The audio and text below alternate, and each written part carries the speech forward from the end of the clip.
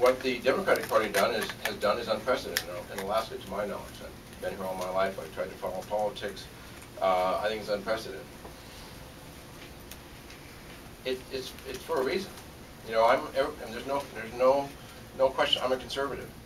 I've been a conservative. I continue to be a conservative. I'm not changing anything for this to work.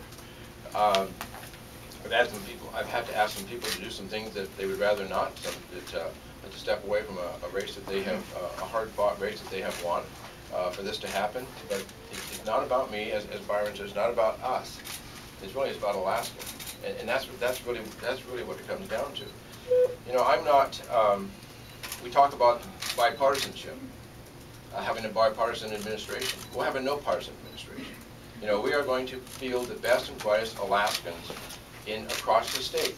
Our administration is going to look like Alaska in every way possible, because partisan politics will not have a place in our administration.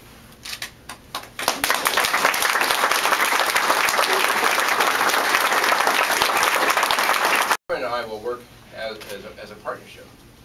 You know, I've said sort of in jest before that the lieutenant governor, typically the role is to be down the hall, you know, 300 yards, hoping that the governor has a bad health day. We're not going to have that. You know, he'll be in the governor's office. He'll be in office in the governor's office for the lieutenant governor. I'm not much of a down the hall kind of person. He'll be there, and he will participate in my administration in decision-making processes. We will work as a team. We'll work as a team during the next 60 days. We'll work as a team in our administration. We're going to chart some new waters in Alaska on the way in our relationship, the way we're going to work together. But we're going to do that throughout our administration, because we're just not going to follow the same old party lines of how things are done. It's just not going to be there.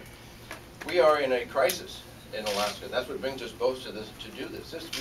You're not looking at a couple of career politicians that are saying, okay, now let's get into and run for this office, run for that office, and run for Congress. That's what we're doing. We're doing this because Alaska's broken. We need to fix Alaska. We need to fix Alaska with Alaskans. We're not going to fix Alaska with one party or another party. I mean, there's no business model, there's no professional sports model that would leave half or two-thirds of the team on the bench. There's some great Alaskans all across Alaska, and we will reach out to them, and they will participate in this effort, in this journey that we're on to fix Alaska. We're in the largest deficit we've ever been in the history of our state.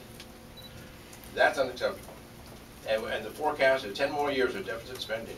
That's unacceptable. It's not going to be fixed by arguing who's the better party, one party or the other. It's going to be fixed with solutions, a solution by Alaskans. And we have done this before. You know, when we had an earthquake in what became a state in '59, I remember well. We came together as Alaskans and fought for statehood. You know, when we had an earthquake in 1964, we came together as Alaskans to fix Alaska. When we had floods across the state, the '67 flood in Fairbanks, it was Alaskans that came in and rebuilt Fairbanks. It was Alaskans that rebuilt Alaska from the quake, not partisan in politics. And that's where we are today. We are right back at a crisis situation. You may not see the water rising in the Chena River. You may not feel the earth shaking. Actually, you might feel it today in some locations. But it's every bit as real. It's every bit as real. When I look at that forecast that this administration put out, in 5 years we run out of money. We run out of savings. Then what happens to our education funding at that point? What happens to our public services? What happens to our cost of energy? What happens to our state? You know, I have. I think it came together. I mean, in Nome, I spoke to the Alaska Municipal League. It was very emotional for me because I looked at the Alaska Municipal League. All these different municipal representatives. I come from local government, and I think local government is really the purest form of government there is, because people can get closest as they can to the local government officials. It was very emotional for me, because I know what they're facing. I'm doing this because I don't like knowing what I know and not do something about it. I mean, it's no different than if I'm driving by a car in the ditch at Paxton at 50 below, and they're in the ditch. I'm not going to drive by. I'm going to stop and help them out. And anybody else in Alaska would do that. That's what we need to be doing. We need to recognize the problems we have. Stop the partisan battles in Juneau. Two teams playing defense. Somebody recently described it in a debate. A longtime politician in Juneau said, here's the way it works in Juneau.